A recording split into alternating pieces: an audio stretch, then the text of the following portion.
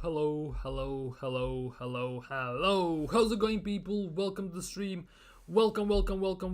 January 21st. And today, officially, we are 3 full weeks in January transfer window, and we still have done nada. Still have signed nobody, still haven't signed anybody. There are links and everything, but ultimately nothing has materialized. And Arsenal are pretty much linked FC because we are linked with everyone and we are signing no one. Of course, in the midst of things, in between all of this January window, Arsenal are continuing their January game streak because they are on game 7 of January month of January. Oh my god, I'm all over the place. Obviously, we tomorrow play in Champions League against Dinamo Zagreb. Now, theoretically, no matter what 11 we put out from the main squad we have available for tomorrow, we should be able to get the win and more or less win it quite comfortably. But obviously, we all know that football is not played on paper, it is played in real life, on the pitch with the ball and refs and everything.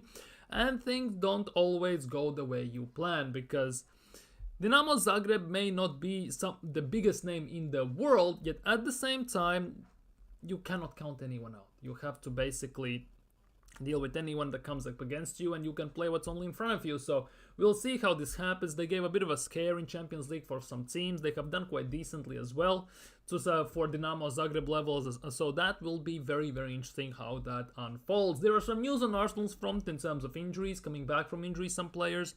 Of course, there are some transfer rumors. Again, Linked FC is back at it once again. And we're gonna, of course, look at Mikel Arteta's pre-match press conference and all that good stuff. So if you're new around here, of course, don't forget to like the thing, like the stream, share it around, subscribe, hit that bell, all that good stuff. If you haven't already, if you have any thoughts, anything you want to share, leave them down below in the live chat. We're definitely gonna tackle them, discuss them, and see where this leads us in terms of discussions and everything.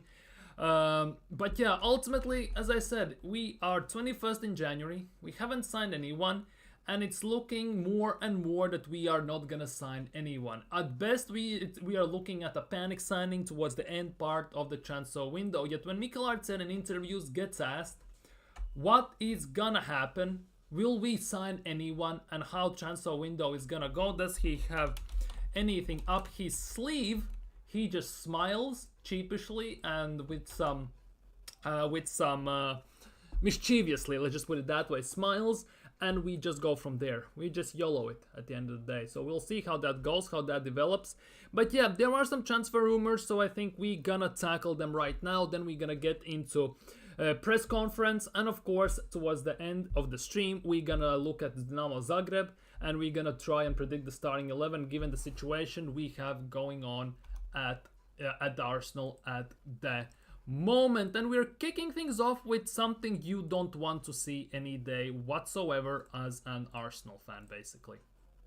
This is the wrong picture, by the way, the wrong one. This is basically Arsenal's attacker goal contributions in all competitions this season so far. And if this isn't telling you that we need a striker, I don't know what will.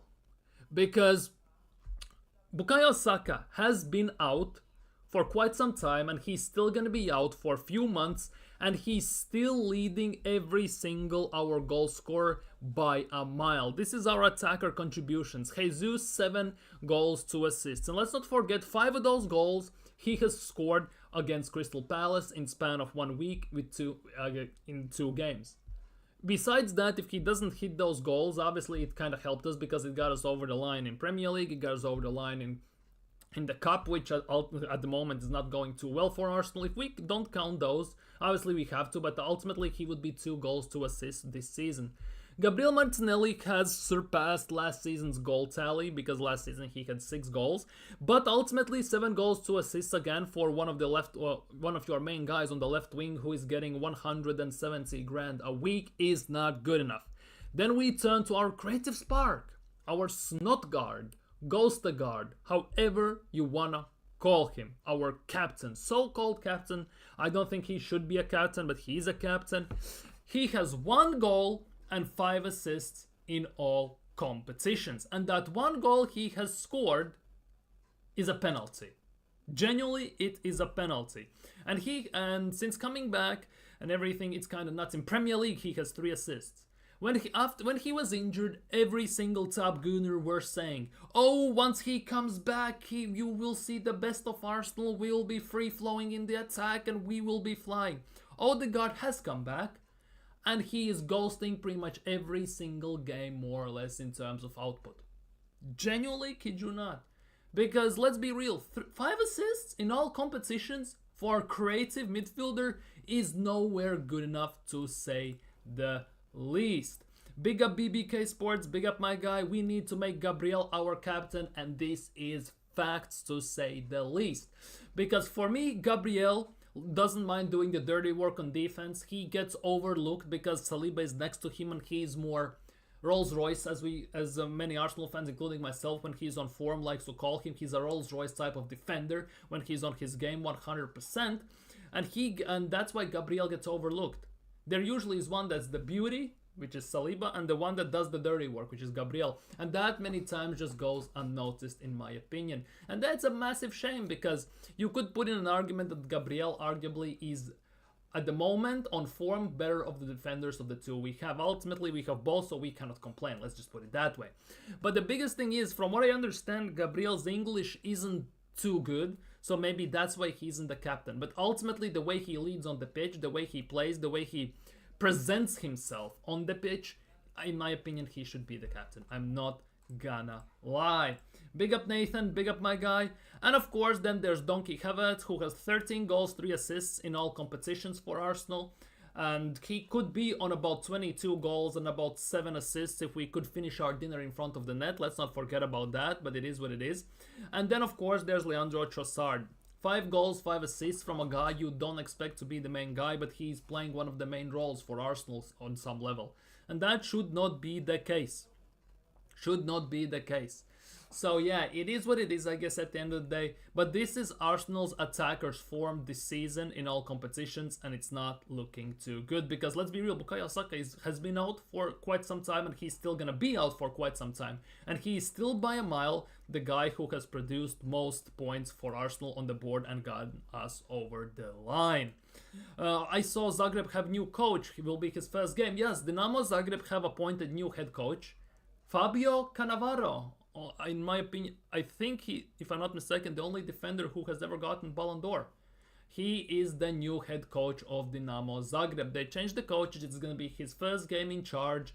So it will be very interesting to see whether Dinamo is going to have a new manager bounce, and whether or not Arsenal are going to be Santa Claus FC, which they tend to do many times, when they basically gift points and even wins massive all amount of 3 points to other teams when they are not looking that hot in general. In other news, I don't like this picture, kind of pisses me off, but it is what it is. If Renato Vega deal to Borussia Dortmund falls through, the Germans' alternative is Alexander Zinchenko. Chelsea and Dortmund are currently far apart in their negotiations for Renato Vega, but Zinchenko would be very expensive, and that is the case. Zinchenko is on 150,000 a week, and Arsenal bought him for 35 million, so more or less I think they will try and get at least 25-30 million at least for him on face value, and then to cover some wages, maybe 5 million on top, of course. So it's gonna be a rough one if we actually will try to unload him this January transfer window, but I guess it is what it is. If we had a proper sporting director board, if we had proper sporting director in general, I think we could do it. But ultimately, since we have Jason Yates out there who nobody knows what's going on there, I don't know. I genuinely don't know. But it's nice to see that Zinchenko actually might be leaving, because if he leaves, I might actually fly to London myself and drive him to the Heathrow airport as well. Of course, the hottest topic for Arsenal is Mateusz Cunha. Currently, it is Mateusz Cunha. Obviously, the reported fee is about 70 million, 80 million, what Wolves want, but there is a bit of a twist in this, and that's why he's linked with Arsenal quite heavily. Cunha's situation from now to end of January remains a once to be watched. New deal, not formally signed yet, as reported 2 days ago. Club showing interest with Arsenal, still keen, and not only. Vitor Pereira's post-match words: yesterday, were also strong. Basically, he said he doesn't want to play players who don't want to be there. That was in terms of Lemina, but that also, I think, applies to Mateusz Cunha. And it doesn't stop there. During the day, more and more rumors about Mateusz Cunha came out. And this is what Team News and Tickets said. You cannot take this as gospel, because he has been quite questionable in this regard about the mystery Germans and big signings and everything he has put out in recent windows. But according to rumors, Mateusz Cunha's situation with Wolves has got very messy over the last few days, and mostly because the player is refusing to sign his new contract, because he has agreed personal terms with Arsenal, and he also has agreed personal terms with Wolves. The thing is though, since Arsenal are very interested in Mateusz Cunha apparently, he is refusing to basically sign the contract, the new one that Wolves offered him, and on some level he's trying to push the deal out to get out of Wolves. Obviously for Arsenal to sign him, we will have to pay, as it says, a silly fee. Arsenal are not willing to pay a silly fee, especially currently, but it has been rumored that it would take about 70 to 80 million to sign Mateusz Cunha. And if that is the case, I would go genuinely to Napoli and try and sign Osimhen. I would go to Sporting Lisbon even and try and sign Gyökeres. Just get out and out gunman up top, get a specialist in the position, because for me, if you ask me personally, I don't think we have enough specialists in the team. Saliba Gabriel, specialist at center back. Then we have Thomas Partey, who is a specialist as number 6, yet he gets played at right back, which is ruining him, ruining everyone else, and ruining the look Arsenal play in general and the feel about our overall around Arsenal. Specialist on wingers, Bukayo Saka, and that is about it. That generally is about it. We don't have specialists in the spine of the team. And even if we do, we don't play them in the right positions, because Rice is not an 8. Thomas Partey is not a right back. None of them are playing at the moment in positions they should be playing in. But Arteta is panicking and not playing them in the right positions. That is what's very, very annoying in that regard. And as BBK is saying, we don't even have a free kick specialist, and that is the case. Odegaard is on free kicks, and 9 times out of 10 he hits the wall. He takes corners many times on from the right side. And even then, many times, he hits the first man when he crosses the ball into the box. And that is just unacceptable. We don't have a free kick specialist in the team ultimately. We don't have a player who can bang in like James Ward-Prowse, who can bag it in from 20 to 30 to 35 even maybe yards out, and just whack it in. Just score out of nowhere. We don't have that. It's been about two years, I think 2 or 3 years since... I think it's 2 years since we have actually scored a direct free kick, which is actually for Arsenal's level quite embarrassing. Because everyone takes the mick out of Ronaldo that he hasn't scored a direct free kick. It feels like since dinosaurs were alive. But ultimately, Arsenal haven't scored a free kick as well in ages. Every other team can manage to score a direct free kick. Newcastle, whether you like it or not, they have Bruno Guimaraes, they have Isak, they have Trippier, right? You look at any other team, City have KDB, they have Foden, pick your poison basically at Man City. Man United, whether you like it or not, they have Bruno Fernandes. And pretty much every single team has specialists, and Arsenal don't. And that is also a big, big issue for me. Chelsea adding Garnacho to already stacked attackers. It looks that way, although there are still rumors that he might actually move to some other team potentially. 80 million for rotational option is too much. It's way too much. If we were Man City, I would get it because they can afford it. We cannot. For us to pay 80 million, for me it should be a world-class type of level of player, which obviously Mateusz Cunha is not. And as well the fact that he can play in multiple positions, which obviously fits Mikel Arteta's stuff to a T, but 80 million for that, it's a no thank you and never ever gonna happen. Personally, I wouldn't sign him for 80 million, and as I said, I would go and pay the release clauses for Gyökeres. I would go sign somebody else, because there are numerous players you could sign.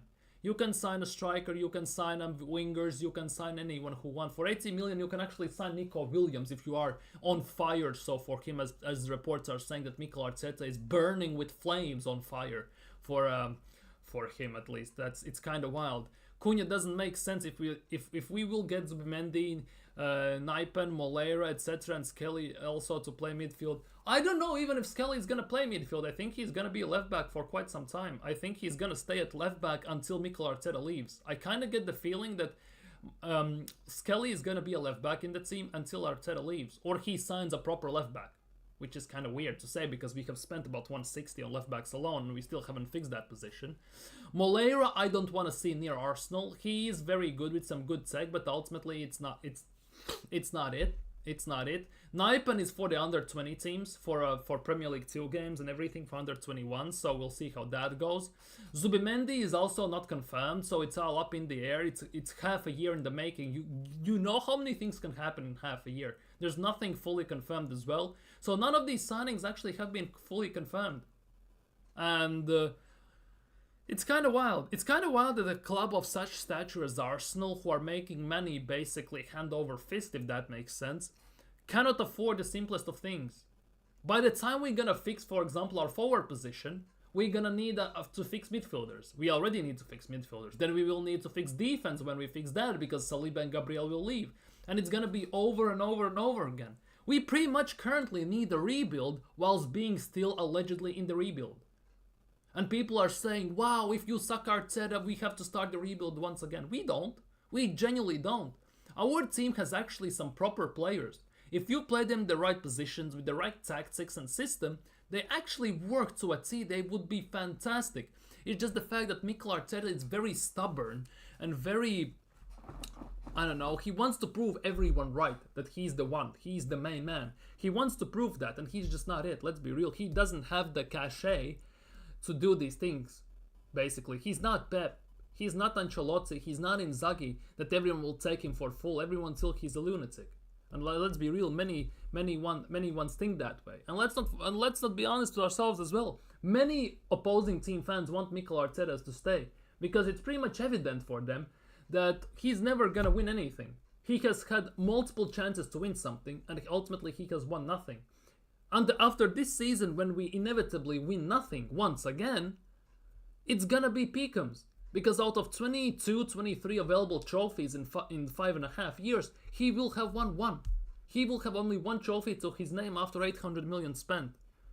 Like, seriously, Man United in this time has had Ten Hag for 2 years. He's been to 3 finals and won 2 of them.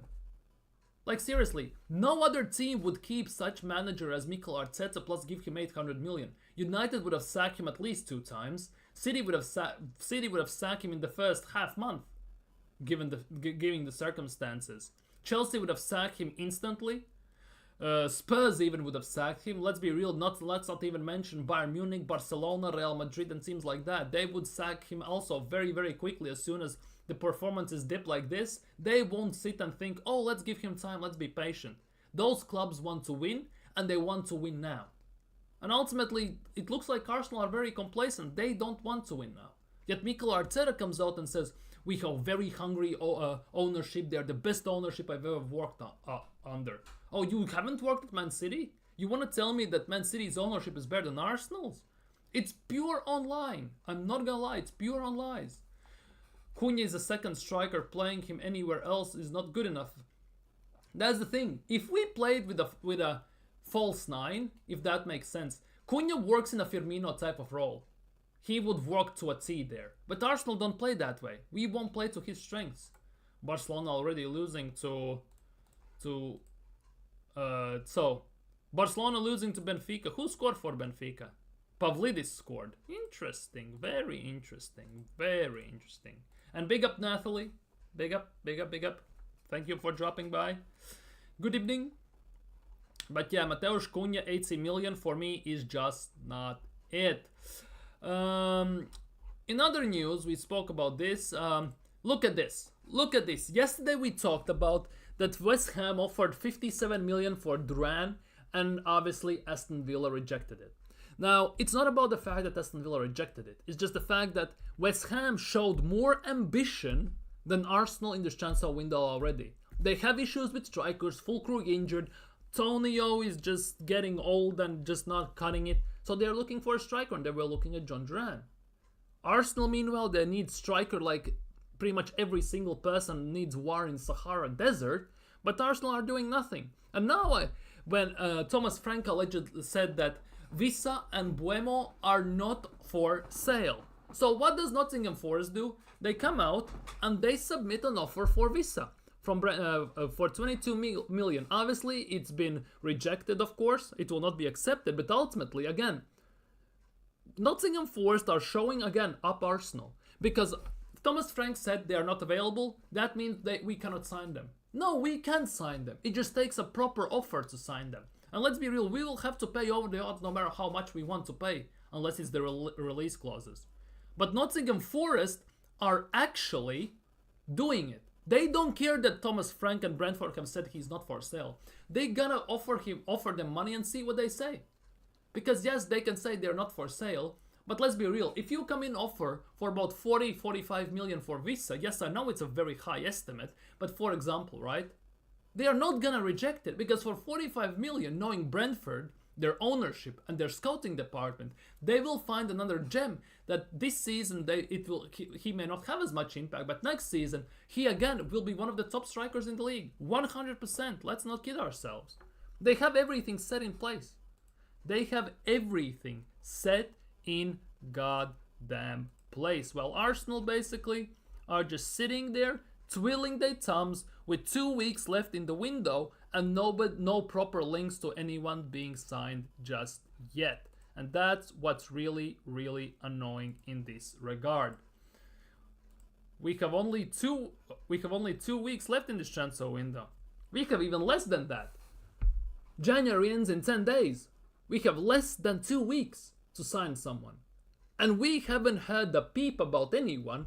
We haven't had any bids being submitted, no proper links, just rumors about Visa, Buemo, Rashford, Osimhen, Šeško, Gyökeres, Vlahovic, Nipan. Do I need to continue? Oh, but we allegedly have signed Zubimendi for the summer. No, we haven't. Until he holds Arsenal shirt, he's not signed. Let's be real. And everything. We haven't signed anyone. There are no links, no bids, no nothing. We are doing nothing. And let's not forget, 100%, 3-4 days left in transfer window in January, we will start to hear rumors about the fact that Arsenal are exploring loan option for Marcus Rashford. Yes, Rashford allegedly would like to play for Barcelona, but Barcelona need to sell 2-3 players to open up the wages to loan him in. Those are the rumors. They're open to selling Eric Garcia and Ansu Fati, allegedly, right? So they have to wait there.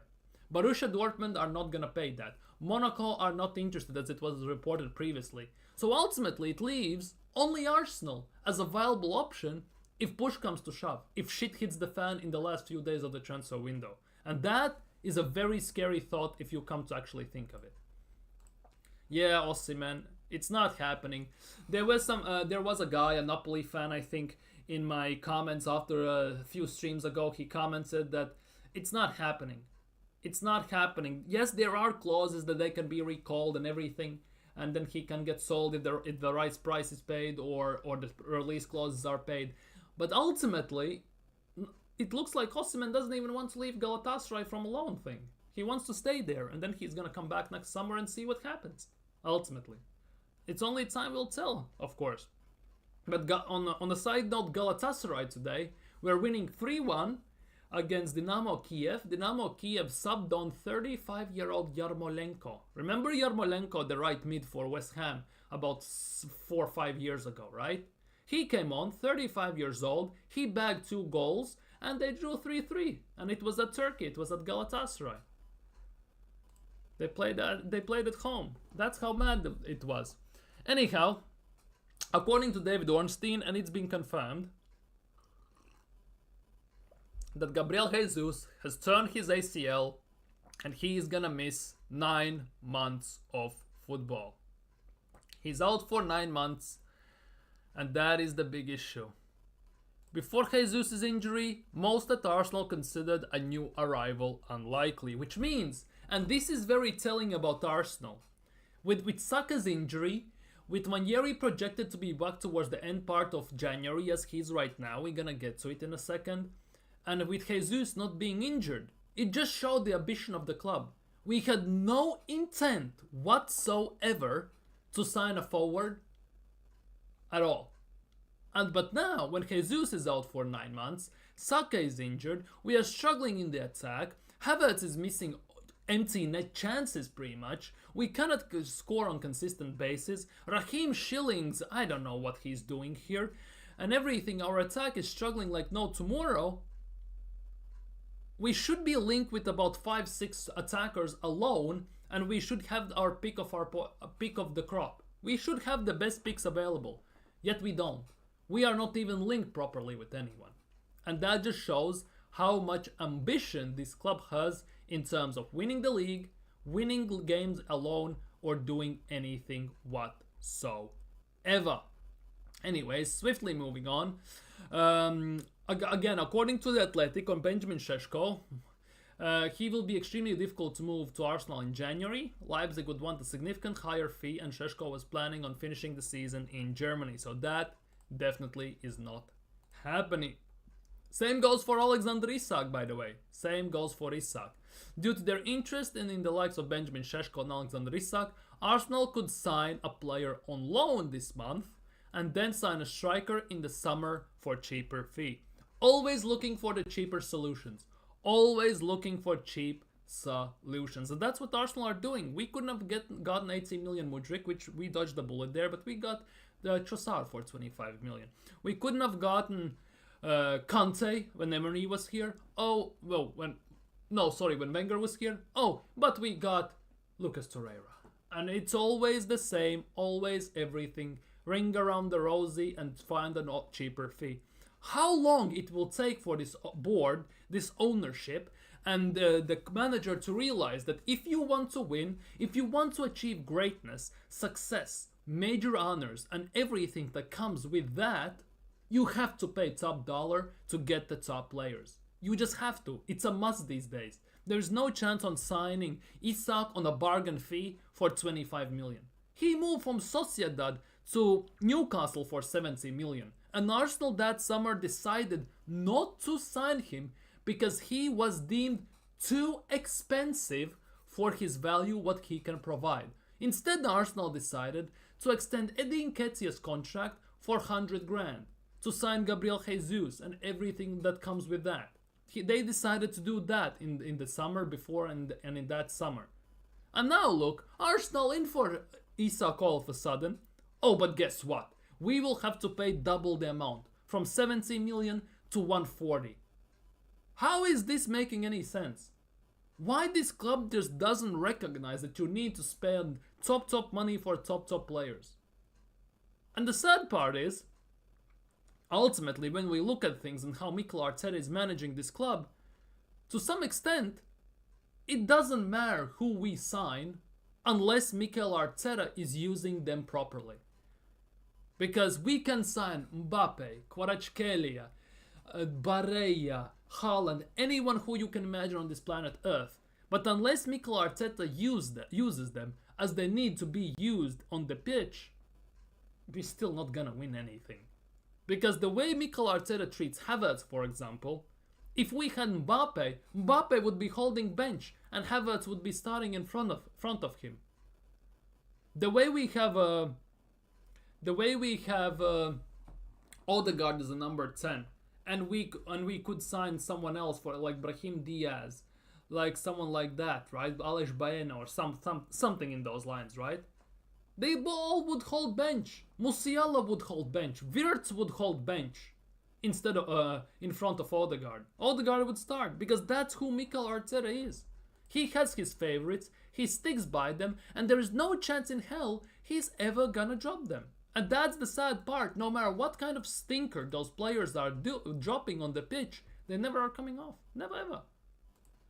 Barella as a right back. Now Barella the numbers as a number 8 next to, for example, Declan Rice or Thomas Partey would be actually quite impressive. I would love to see that.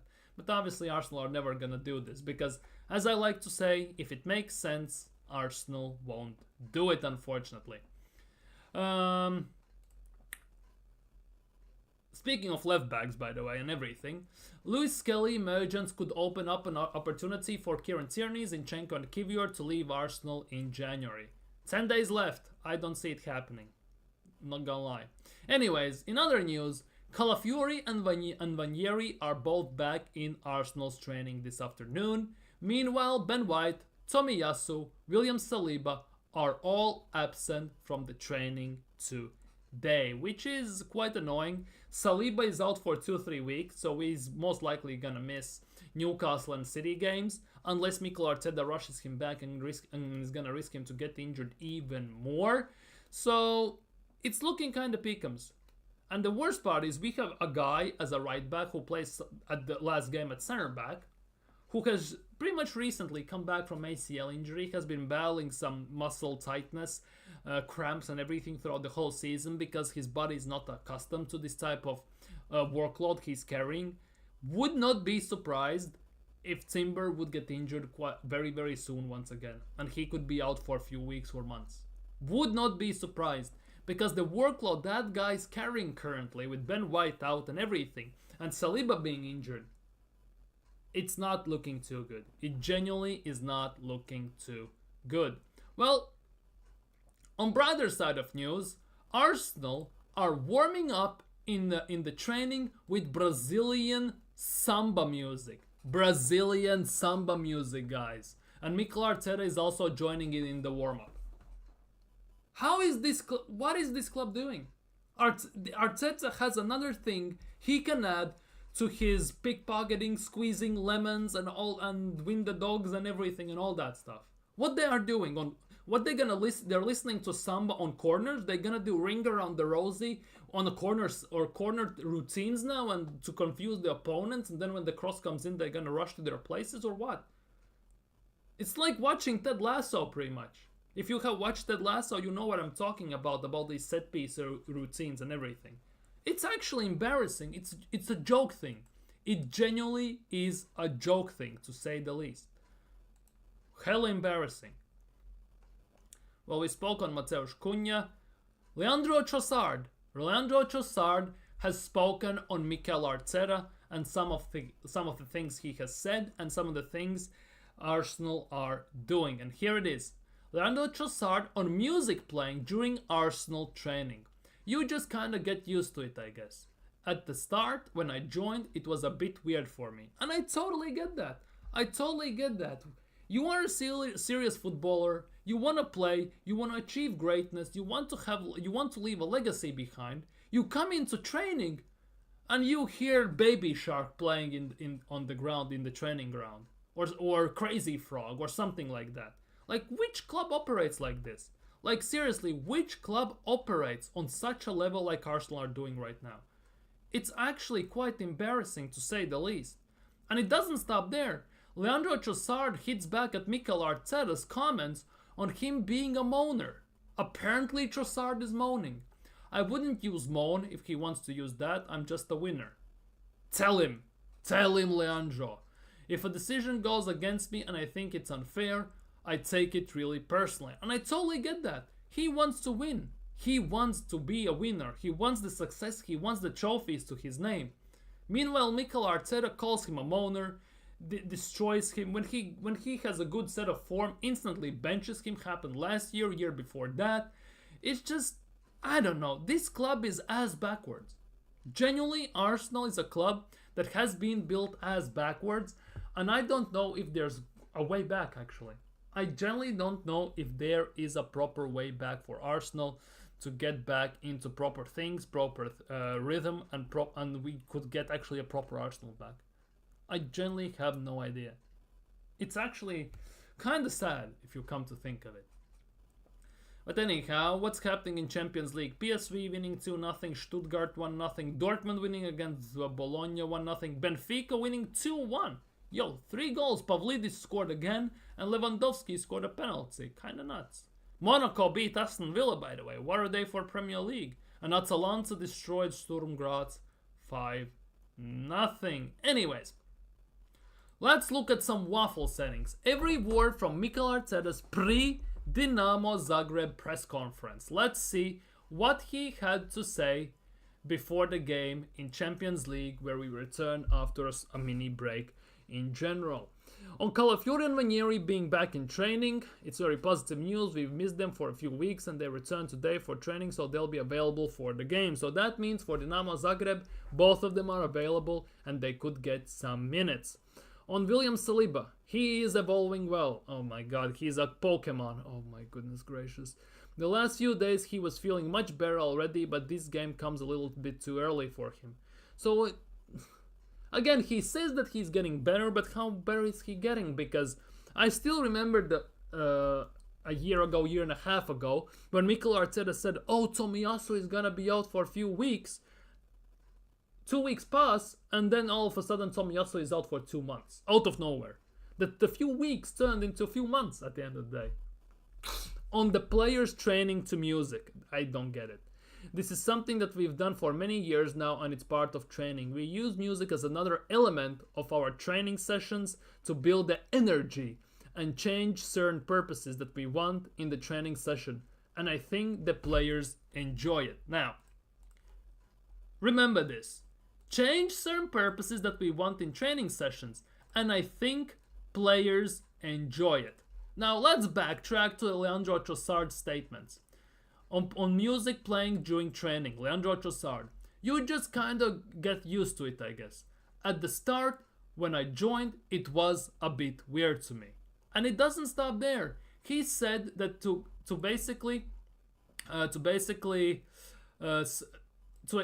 build up the energy and change certain purposes that we want in training sessions. So what purposes does training to Brazilian samba music is changing in your purposes? What things is that changing?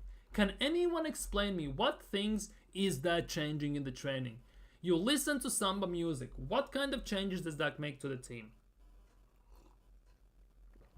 This is starting to become just a laughingstock type of club. On how important it will be to miss the playoff round. So far we've done really well, we're in a really strong position, and now it's time to capitalize at home on the work we've done for many months. We need strong performance against a really strong side, and we'll try to do that. So, if we look at Champions League table, if we actually look at Champions League table. Now, where is it? Champions League table. Arsenal. Whoa, wrong one. Sky Sports, is it better? Sky Sports doesn't load. That's nice. UEFA. Do they have a proper page? Yeah, accept all. Is it look? Yeah, it is looking a bit better. Okay, Arsenal, based on these current live results, are 7th, which is not bad. I'm not gonna lie, which is not bad. If you exclude these live results, basically for all these teams, Barcelona are losing 3-1, by the way, kind of nuts. But yeah, if Arsenal win, basically, they would be on 16 points. Arsenal would be on 16 points with a pretty much guaranteed to progressing through. Arsenal are already progressing through. However, if you look a bit lower, here is Dinamo Zagreb. Dinamo Zagreb is 25th based on these current live results, okay? It is what it is, we move. The biggest thing is, if they win, they jump straight up to about 17, 18. Unseeded playoff spots. The thing that kind of makes it even trickier is the fact that this week, tomorrow, Manchester City plays PSG, if I'm not mistaken, on Wednesday. Where is it? Yeah, PSG at Paris Park, or however it's called, is playing against Manchester City again, which kind of means that one of those teams could draw points, which is also kind of nuts if you come to think about it. It's away in France, so it could be kind of nuts, but it is what it is. So if Dinamo somehow manages to get even a point against us, which would be genuinely embarrassing for Arsenal, let's be real. Yeah, it could be very good for them. That actually would be very good for them in that regard. But it is what it is. We swiftly advance in Mikel Arteta's waffle sessions. On whether he will head for warm weather training if we skip the playoff round. My thinking is, let's do what we have to do first, which is always difficult because we are talking about the Champions League. If we manage to do that, we will have the best ideas on the table to make the right decisions. Oh, bloody hell. On our break making difference last season, it was very helpful, and with the schedule that we had for the last 3 months, you can have a break, reset a little bit, and work on things and rest some people. While some people are back, that would be great. Okay, cool. On whether he is enjoying the transfer window, he said he loves it. What is there to love? What is there to love about this transfer window specifically? The fact that you have missed about 6-7 players you had actually chance to sign, and that includes Kvaratskhelia, potentially Douglas Luiz and players like that, or the fact that you haven't signed anyone, or we don't have a sporting director to actually do anything in the market, or the fact that towards the end part of the transfer window we're gonna go and panic sign Marcus Rashford potentially. What is there to love? We have done nothing in 21 days in this transfer window. What is there to love? Like seriously, what is there to love in this transfer window if we haven't done anything? We are sitting, twiddling our thumbs and doing nothing this window. Like seriously, what is there to love? Anyone can explain me this? What is seriously there to love? Whether he laughs when he sees us linked with many strikers. No, I understand it happens. In the summer I had a lot of people texting me saying, you're after him? And sometimes I don't even know that what they are talking about. I don't follow that too much. I have enough work to do and we've got a lot of things, and so I don't get distracted by it. Okay, cool. Whether Saliba will be back for Man City game, I hope yes, okay. On if the music in training changes depending on how to inspire our players. Asking the important questions, I guess. Yes, depending on the day, sometimes certain players pick certain songs. The first song, the first 2 songs, the last song. It's the same as in dressing room, really. Oh, fuck me. On if Fabio Vieira and Reece Nelson could be recalled. There were certain possibilities with Fabio's situation. We are exploring all of our things that we can do. Internal solutions, guys. Let's not forget internal solutions, just in case we cannot do them as well. How the injuries are progressing and how we're going to have them available. Okay, on how impressive it is to see Max Dauman training with the senior team. Very impressive. At his age as well, some of the things he does in training are unbelievable. He's a player with huge talent. We have to a lot of belief that we can develop him to become one of our own. He's doing very well so far. Well, if he gets to play, that is the big question. On the possible pathway for him to get minutes at a senior level. The important question for Max Dauman, because given how Mikel Arteta has implemented youngsters into the team, I wouldn't get too excited about that, would I? At the moment, with all the legislation where there are a lot of restrictions for your age, something that in other countries you don't even mention, true, we'll have to wait and see. He's taking very fast steps because every time you put him in different challenge, a different level, he overcomes that hurdle really quick, which is great. Okay, on Dinamo Zagreb's promotion of academy products. Yes, incredible talents. To be honest, Dinamo Zagreb has a quite fantastic academy. I'm not gonna lie. What they've done for many years very consistently as well, the type of football that they always play in a country with a very clear philosophy of how they want to play the game, it's going to be a very difficult match. By the way, isn't Dinamo Zagreb the club where Dani Olmo used to play? Because I swear he used to play in a Croatian team. And I think it was Dinamo Zagreb. I generally believe that Dani Olmo was from Dinamo Zagreb when he signed for RB Leipzig. Young prospect Martin Baturina. Yeah, he's been linked with Arsenal before. I don't like to talk about individuals, but they have a lot of talent. They have some individuals that catch your eye because you have in your head all of the players that play in that club and they've done it in the past. It's always a good league and a great club to follow. On Fabio Cannavaro's appointment, yes, if you have been living a bit under a rock or you don't follow football as much, Fabio Cannavaro has been appointed as Dinamo Zagreb's head coach. And his first game is going to be against Arsenal. His first game will be against Arsenal. Imagine that. His first game at the wheel of Dinamo Zagreb is going to be at Arsenal. Will there be a new manager bounce?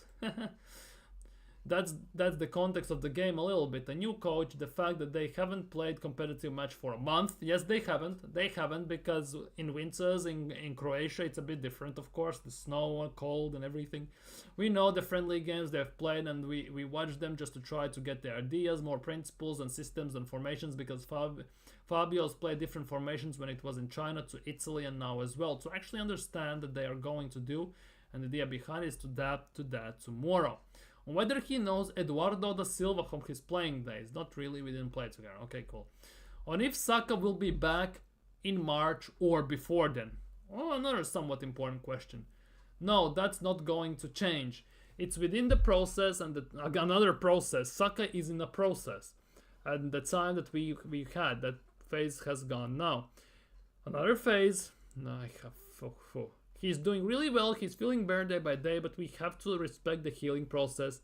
And then he has a lot of stages to go through in his rehab. Well, on having Ethan Nwaneri back. Yes, it was a big setback because he was getting some consistency and more minutes. We made him play in a different position. He was doing really well. Then suddenly this happens. It's understandable with the load as well. It goes through the roof immediately, and this is what we have to manage. And that is true to some extent. I'm not gonna lie. On how many times he's been able to rotate the team this season. Whatever I will say, probably not the right thing, but I think if there was one or two, I would be surprised. Man. On the knock-on effects of moving players from midfield like Partey to right back. Here we go. That's a proper question. I had no choice. Well, you had a choice. Let's be real. You say you didn't have a choice. How about maybe playing Tierney as a left back and Luis Skelly as a right back or something like that? Play 3 at the back. You have multiple options. Don't bullshit us.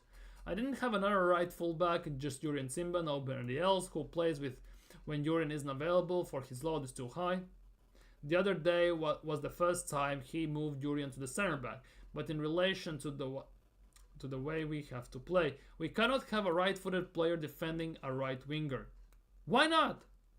I get the reasoning behind it mostly, but why not?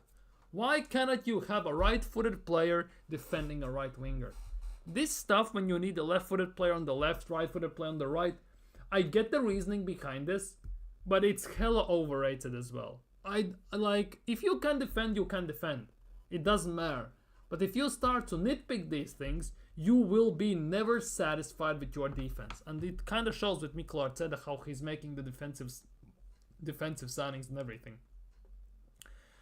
I didn't have another right-sided center back. Well, that's your fault, isn't it? For wasting 800 million, 300 on defense, and still having no backup for goddamn William Saliba.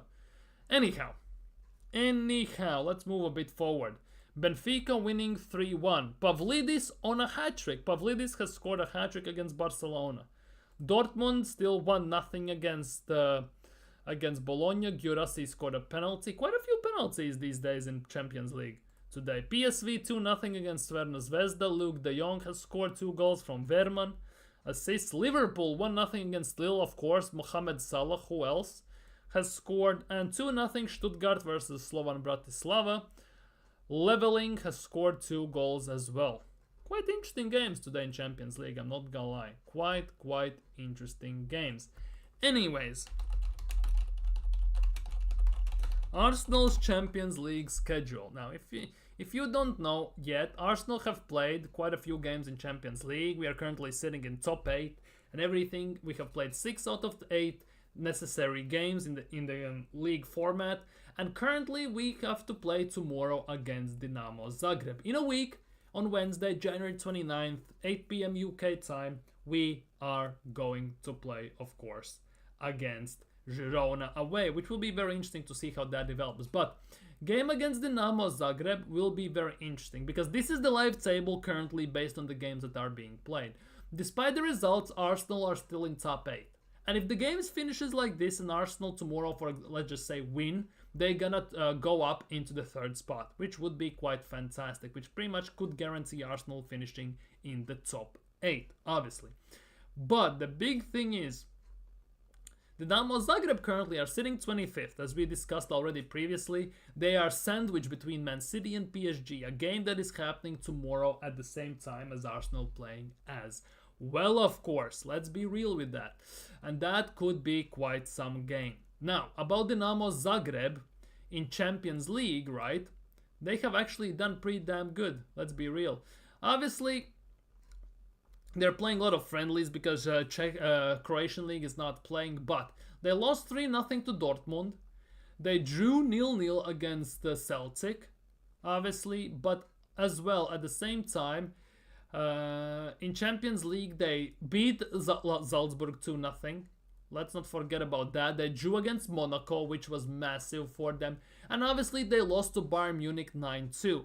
But the biggest thing about this game specifically is, look, it was basically 3-0 at halftime for Bayern Munich. And this is the big thing. It was 3-0 at halftime for Bayern Munich, but by 50th minute, in first 5 minutes of the second half, Dinamo Zagreb managed to score 2 goals, which made it 3-2, and it looked like this could be a very fun game. Obviously, since Bayern Munich is a proper club, they have proper mentality and proper attack, Harry Kane woke up, scored 4 goals, then obviously Olise, Sane and Goretzka added a few goals there as well. However, the biggest thing is they had only 4 shots, 3 on target, they managed to score 2 goals. For me, the biggest issue with this is, if Arsenal were 3-0 up against Dinamo Zagreb, and they managed to score in 2 minutes time 2 goals, right? I think there's a big chance that Arsenal could capitulate. And based on the form we are right now, we should be beating them. We should be beating Dinamo Zagreb. However, the biggest issue with that is I don't know what to expect from Arsenal, from the team, and how everything could go, of course, for Arsenal in that regard. But obviously, we still have 2 games left in Champions League, so only time will tell. And we are looking now at Dinamo Zagreb tomorrow. Then few days later, we have Wolves away, which will be a tough game. Then 4 days later, we have Girona away, which again will be a very tough game, I would imagine. Then we fly home to play Man City, which could mean that by that time, City could be, depending on the result, obviously, on Saturday, it could be 6-3 points behind us, because I don't see Man City losing on the weekend whatsoever. That game could actually show where we stand in comparatively also for Man City, because the way we are playing currently, the way we are very inconsistent, our team is in a bit of a disarray, in a free fall, I would say. For me, the biggest issue is City will finish above Arsenal, because City actually are a proper club and they're making some proper signings. They legitimately are making some proper signings, and I think that will take them over the line towards the second part of the season. Man City can do it, they have the mentality. Arsenal don't, unfortunately. And I think that could be the biggest downfall for Arsenal. Even though Arsenal Twitter account, PR account is tweeting out, we love the pressure, we thrive under pressure, but ultimately Arsenal fold like deck of cards under the pressure. We cannot withstand the pressure. We balled top 4, we balled 2 leagues, and we balled some very key games in the cup ties, due to the fact that we cannot withstand the pressure and we cannot survive in it. So that is the big issue here overall. And of course, after Man City game, we have to look towards Newcastle. But that is in a 2 weeks time, so we're not going to look too far forward into it. But now it's time to build the starting 11 for the game. And I'm not sure how or where I will go with this, because I don't know what to expect, how everything could develop. Because arguably this game would be the prime time for Arsenal to rotate, to get some players in, give some the rest, or maybe try out some players in other positions. At the same time, Arsenal need to secure a top 8 spot so they don't have to play that extra game in Champions League to progress through into elimination stages. So in that regard, it could be very weird. On top of that, as much as I'm saying that Arsenal should be beating Dinamo Zagreb no matter what, we know that Arsenal shoot themselves in the foot and make things harder than they actually should be. So we could see some bit of a struggle potentially. Of course, I'm expecting to have most of the possession in the most of the situations. I'm expecting Arsenal to dominate, maybe have more shots and everything, because we saw how they played against Bayern Munich. However, we don't have the killer instinct that Bayern Munich has. Bayern Munich were 3-0 up. Dinamo Zagreb made it 3-2, as we just discussed. And of course, then basically Bayern Munich went from 3rd gear or 2nd gear into 6th gear instantly and then smashed them 9-2. The issue with Arsenal is if we are 3-0 up and we go to 3-2, there's a possibility we actually will fold under the pressure. We don't have the attacking power, we don't have the mentality, and we don't have the clinical ability to basically come back, to basically recover. We do to some extent, but we are not that clinical to actually provide such a comeback. I'm expecting a very tough game tomorrow. I know Cannavaro is first game at the wheel. There is no games in Croatian league currently. They basically have played lots of friendlies, so they actually might be in a very weird form, if you ask me. But ultimately, as I said, Arsenal have this ability to make things harder than they should be, and they have this ability to manage to shoot themselves in the foot no matter how you look at things. And that for me is the biggest worry for tomorrow, because no matter how you look at it, we should be beating them with our eyes closed. There's no disrespect, this is just a fact how it should be. But based on how we're playing, based on how we are playing this season and everything, I have no confidence in the fact that we should be beating no matter what whatsoever. I'm expecting a tough game. It could be a bit of a physical game, I'm not gonna lie, depending on how Cannavaro sets up. And I can actually see us having quite a few scares on defense, on the counters and everything. So it could be very, very rough times. Now the biggest question is, what kind of starting 11 Arsenal should put out for the game? Because I think that is currently the biggest debate.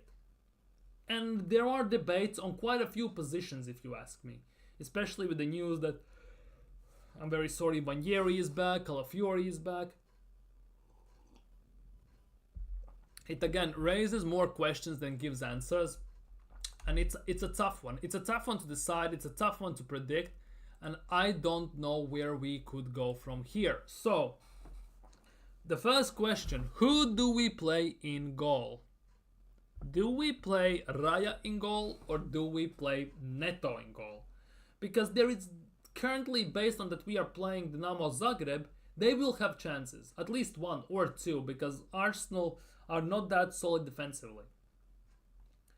Do we let Raya play? Although he should be getting some rest. Do we let Neto play? He hasn't played a single game for Arsenal this season. Do we put Setford in goal? I don't know. I genuinely don't know. It's a weird thing. And if, to be honest as well, Arsenal have one goalkeeper in the senior team. Other one is alone, of course, Neto. If you look at our under 21 team, we have 5 goalkeepers there. That's how mad it is. Anyhow, let's start with the goalkeeper. And I guess I'm gonna go with Raya, even though I think there's a strong statement to be made that we could start actually Neto there.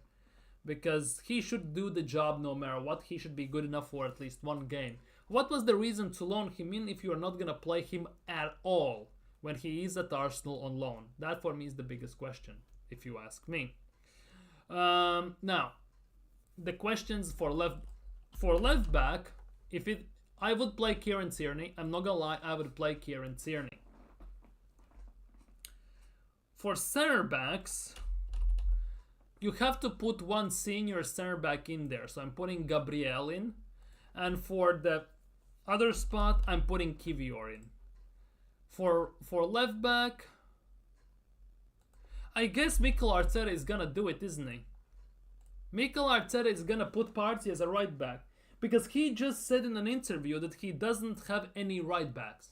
He's not exploring playing Tierney as a right back, not exploring playing Miles Lewis-Skelly as a right back. He's not exploring promoting a youngster to play him as a right back. So I guess we are stuck with Thomas Partey as a right back. I don't want to see Timber play. He needs a goddamn rest. He's one of those guys who should be resting heavily. Plus he's just come back from ACL injury and everything. He should have some time off. One game. Just give him one game before the game at Molineux. So yeah, I'm thinking about Thomas Partey. Now, if we talk about midfield, in midfield, I guess it has to be Rice. Although wait, no. I'm gonna take out Rice. I will put Jorginho in because we will have most of the control of the ball, and we don't need a disruptor in the pitch. I think Merino will play as a left 8, and I think Odegaard obviously will start because, let's be real, he's our captain, unfortunately, to some extent. The attack is the interesting bit. I know Ethan Nwaneri is back, but I think we cannot start him instantly. He has just come back from injury. We could be risking him getting injured once again. If we played even Martinelli there or Trossard, and then maybe at halftime, or maybe in around 60th, 65th minute we subbed on Nwaneri, I actually could be cool with that. That for me is the big question. We all know that Mikel Arteta has this weird urge to put some big players into the team as soon as they come back from injuries. So that for me is the big question, how this could look. Because in the attack there are not many options. They're genuine. Wait, you know what? Sterling starts. Sterling starts. Havertz starts up top because let's be real, we don't have any other options. And on the left wing, it's basically Trossard or Martinelli. Since he took off Martinelli as a substitution against Aston Villa, I'm kind of inclined to start Gabriel Martinelli. I think that could be the starting 11 for the game against Dinamo Zagreb. I'm going for a, I don't even know. I'm gonna go for 2-0 win. Although we lead goals at Emirates. Let me rephrase that. I'm going for a 3-1 win. I think we will have enough power to score goals, but we're gonna concede as well. Maybe. And there is also an argument to be made that it actually might be 2-0. They're gonna score, it's gonna make it 2-1. And then our Arsenal gonna try control the ball, they're gonna push forward, we're gonna hit them on a counter, and then we're gonna make it 3-1. I think that could be the case if you ask me. But obviously, it is a weird one to predict. I don't know, I'm looking at the starting 11. If we had Jesus still in the team, right, and Saka was fit, I can see this team having Havertz as a left number 8. But obviously, that's not going to happen because otherwise we have nobody to sub on from the bench besides Trossard. Obviously, and Nwaneri, so I guess it is what it is. So, we're sitting here, we look at this, I think about this. I'm just trying to figure out, can we play anyone else as a right back? We have some we have an Ace in Heaven we could play there, maybe. We could, potentially. Who knows? But I think this will be the starting 11 for tomorrow's game. That would be my starting 11. Let's be real, the options to pick are actually very bleak. They're very, very bleak to say the least. So, this would be my starting 11 for tomorrow. I'm starting Raya because Neto hasn't started a single game. I don't see why he would be starting right now. Tierney is starting because, let's be real, although this could be a game for Zinchenko as well. I actually can see that. Wait. Knowing Mikel Arteta, this actually could be a thing. This actually could be a thing knowing Mikel Arteta. Because we're gonna have most of the possession, anyways. So we might as well basically put in another passer in the team to try and break the lines, potentially. Unless they're gonna, and even if they come swinging at us with high press, he's very good with passing out to it. Not very good, but he's decent to passing out of these pressure situations. So I can see that. Obviously, I would love for Tierney to start. I would absolutely love to force Tierney to start. But I don't think that ship has sailed with the fact that he's leaving Arsenal in summer. Unfortunately, so I guess it is what it is. Midfield, Jorginho, Odegaard, and Merino. We don't have too many options. There's Rice, and that's about it. Yes, we could play Miles Lewis-Skelly, but Skelly and Timber are two of those players I don't want to see starting game tomorrow. Because those are the guys who arguably have been one of the best performers in the team, given the circumstances and conditions the team have been put under. So I would give them a rest. I would give them a specific rest for a full 90.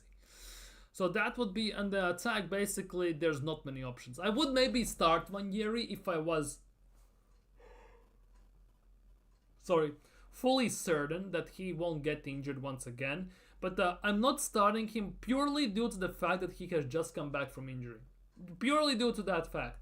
If he was playing every single week, I would start him as a right wing. But otherwise, I'm not starting him, unfortunately. And this is my starting 11 for the game. I'm going for 3-1 Arsenal win. We'll see whether it's going to happen or not. Obviously, we're going to see whether it's going to happen or not. Only time will tell. But I'm expecting not that easy of a game, personally, if you ask me. What's happening in Champions League? Atletico Madrid got a red card. Barrios, midfielder, got a red card. And Hincapie has scored a goal for Bayer Leverkusen. Very, very interesting. Benfica still 3-1 up against Barcelona at halftime. Pavlidis has scored a hat-trick. Bologna are losing 1-0 to Borussia Dortmund. Guirassy scored. Bruges versus Juventus still 0-0. PSV have scored the third goal. It's 3-0. Flamingo has scored, not the bird, just a guy with the name Flamingo. Liverpool are still 1-0 up against Lille. Who scored for them? Salah scored, of course, Mohamed Salah. And of course, Stuttgart are winning against Slovan Bratislava 2-0. But yeah, it's a weird one. Anyways, on that note, I think I'm gonna end today's preview. I'm gonna end today's talk. There's nothing too much to talk about. I hope you enjoyed the stream. Tomorrow there will be no stream because Arsenal play in the evening and I cannot stream after the game. So we're gonna talk about this on Thursday.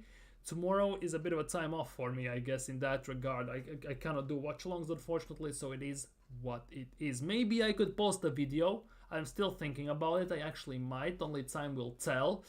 But yeah, for today, that will be it. So if you're new around here, of course, like if you still haven't, subscribe if you're new around here, smash it, share it, everything, and leave your thoughts down in the comments below with your prediction for the game, starting 11, your thoughts on Arsenal so far, and will we sign anyone in January. Take care, stay safe, and see you all on Thursday.